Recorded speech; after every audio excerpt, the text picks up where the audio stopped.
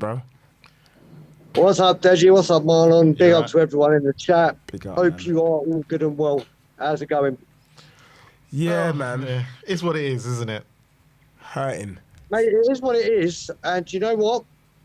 For 80 minutes, I was absolutely delighted with everything we did. Everything we did.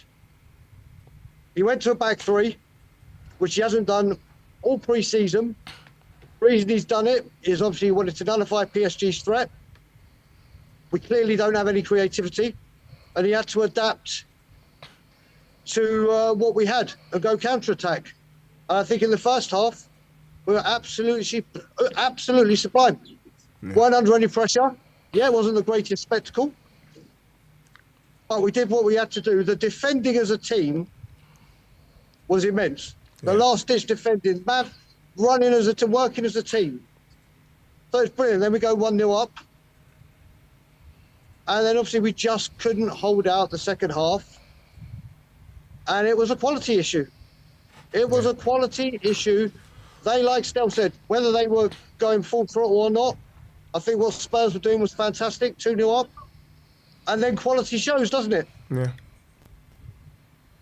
Yeah. So where do we go from here, Brian? What do we do? Because we obviously got, from the looks of it, we have a slightly good 11.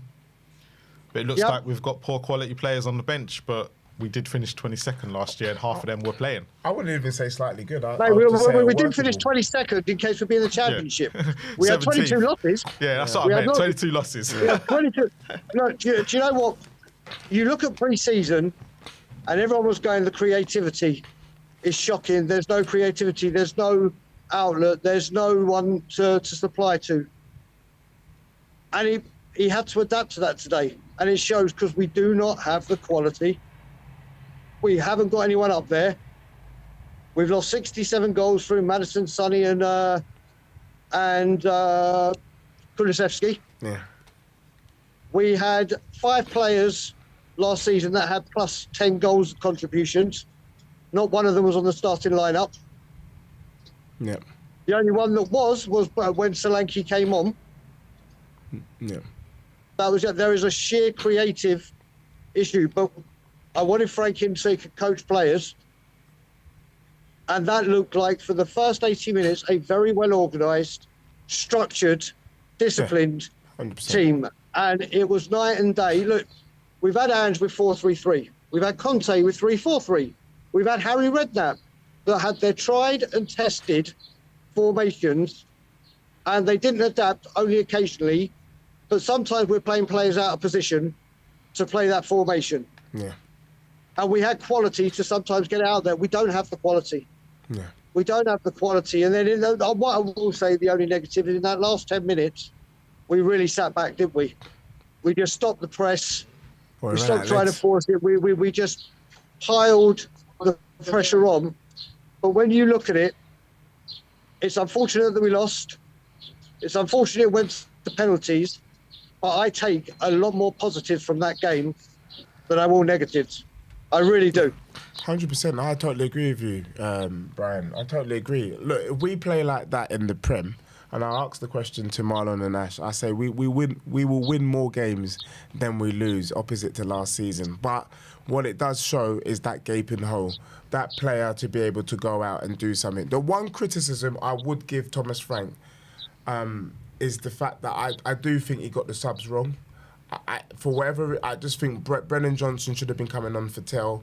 I think Bergvall should have been coming on for Archie Gray, or Odebear needed to be on, but not Tell. I just felt like Tell wasn't the person that we needed out there. But the way he set up the team in the first half, we were talking about how comfortable the team looked. Yeah. Now, we've got to remember, I know the season starts this weekend, but we always talk about the fact that it takes about 4 or 5 Premier League games to get fully up to match sharpness, up to speed. So to see Kudus, Leggy, I would have liked to have seen Kudus stay on, but he couldn't stay on. He was already, he was gone from the first half. You know, I would have liked to have seen, you know, Polina stay on, but he was non-existent pretty much the whole game. Do you know what I mean? So he wasn't non-existent, man. He was not non-existent. He was tackling like an absolute beast. But you know what it is with Matisse Tell as well? Yeah. is, if you remember last season when we beat Southampton 3-1, on one of the protest that I was there when I came back to England, Matisse Tell took a penalty. I remember that. And he actually dispatched it very well. Yeah. So when he stood up, I was actually fairly confident he was going to put it away because he seemed like he was a natural penalty taker. But like Stell said, that was a penalty taker of someone very, very low in confidence. Yeah. Very, very, very Why did he step up? low in confidence. But I had no, do you know what? I honestly had no issues. I was a bit concerned with Van der Ven, but you look at the team. Didn't really have any penalty takers to take them, did we? This is the Obviously, issue. Porro was always going to take the last one. Solanke was on. We took Richarlison off, who could take a penalty. Normally there'd be a Madison, a Kulu, obviously a Sonny. as well. Yeah. But there was just no one there. There was no one there. And like we said, we went into pre-season really thinking, especially after Bayern Munich, oh my God, we're going to get torn to pieces. Well, we didn't. We just paid the mistake for the last 10 minutes of switching off to the European champions. I'm going to get it in the neck because at 2-0 I started running my mouth to Arsenal fans. And Same. people say delete your tweet. And I'm like, no, do you know what? I'm going to own it. I'm going to own it. Like I say, if I give banter, it comes back fair I've got play. 50 You know missed what? calls right now. But mate, listen, I honestly say, if people don't take and see what Frank had implemented in just over a month, when people said we need better coaching, whether PSG were at their full pelt, whether PSG, like Stell said, that's not our fault. We changed our game, and until we conceded that first goal, we looked comfortable. But like we said, it's always the thing, isn't it? The first 11 looks great, and then as soon as changes come, Yeah, we knew. there's such a drop-off. Yeah, There is such a drop-off.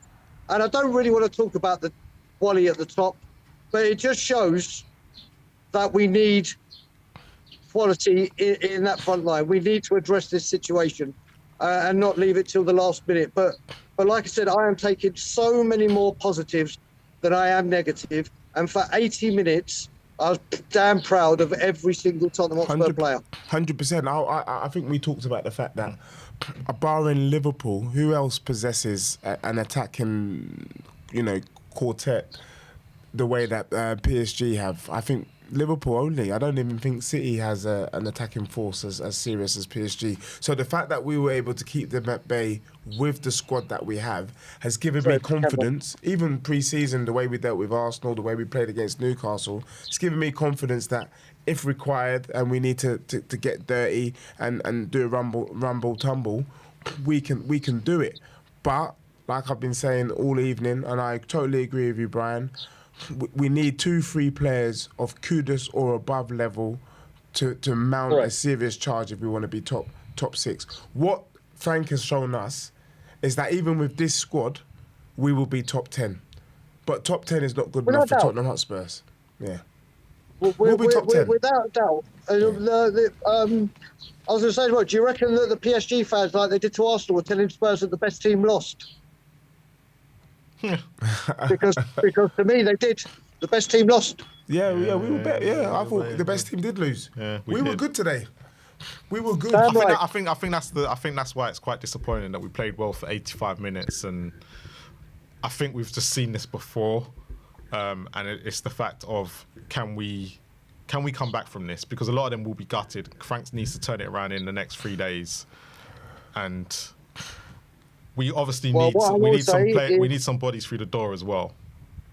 Yeah, well, listen, we've had to deal with this with 16 managers.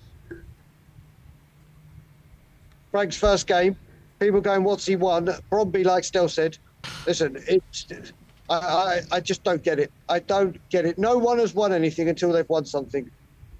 He was in his first major, if you want to call it major final tonight. And he took the best team in the world, we'd say, to task. Yeah. And he just came up short. Yeah. But I get what Stell's saying, though, because he was given that opportunity because of what the winner, as in Ange Postecoglou, had done. And the problem that we've got is, and this is where I kind of agree with him until to a point. The two managers that have won under ENIC have both won at previous clubs before. And I think that what Stell's trying to say is, when you're coming to a club like Tottenham, you have to have won something before, because it's very hard to win at this club, as we saw with Mourinho and Conte as well. They've even failed. So I think that's where he was getting at, where you need to somehow change that mentality, which Ange did for the final. No matter how we want to put it, he got us to that final and he got us over that line. No, that's it. Yeah. And that's where I think he's coming from with Frank. Nothing against Frank. I think it's nothing against. I know that. But like I said, this is what it does. I've got every single confidence that Frank carry on performing like that, getting the team as organised as that, the trophies will come. If he's backed.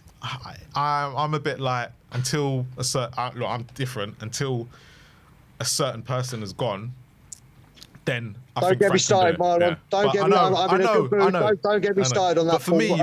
But for me, I don't think if we were set up for trophies, I'm kind of going, we would have done it by now. But it took us to finish 17th to go and win a trophy. That's not the way forward. No. So No. you know, and it happened to be with a person who says, I win things. And he does. Yeah. So it's that mentality issue that I think is more of the problem. And I think, look, Frank's a good manager. He's going to do well. But I think what Deji said earlier, this has got very much Poch vibes to it. And look what Poch did. So, yeah. Well, like I said, I'll leave you on this because I've got to go get my train home and it's about to start raining at all times now. I will say, look, I think it's very clear. People know my stance, Stelchar. I didn't really want to talk about it today. He needs backing. He needs quality.